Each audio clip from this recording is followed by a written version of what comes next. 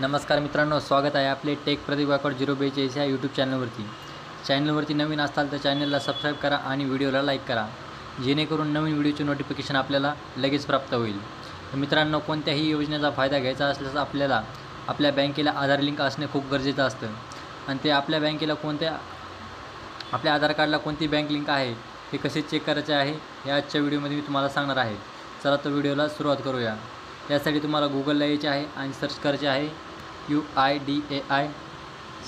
Search केल्यानंतर जे माय आधार किंवा गेट आधार यावरती क्लिक करायचं आहे। गेट आधारवरती क्लिक केल्यानंतर इथं 3 लाईन दिसतील, यावरती क्लिक करायचं आहे। नंतर माय आधार यावर क्लिक करायचं आहे आणि आधार सर्व्हिस याच्यावर क्लिक करायचं आहे।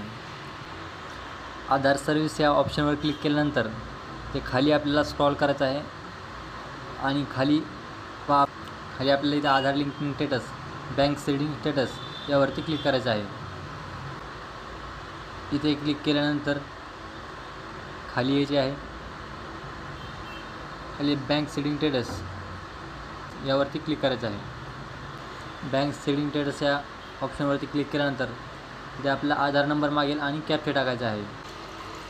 आधार नंबर आणि कॅप्चा टाकल्यानंतर लॉग इन विथ OTP यावर क्लिक करायचे आहे। यानंतर आपल्या आधार कार्डला जो मोबाईल नंबर रजिस्टर आहे त्यावरती एक OTP येईल, तो OTP इथे टाकायचा आहे आणि लॉग इन करायचं आहे।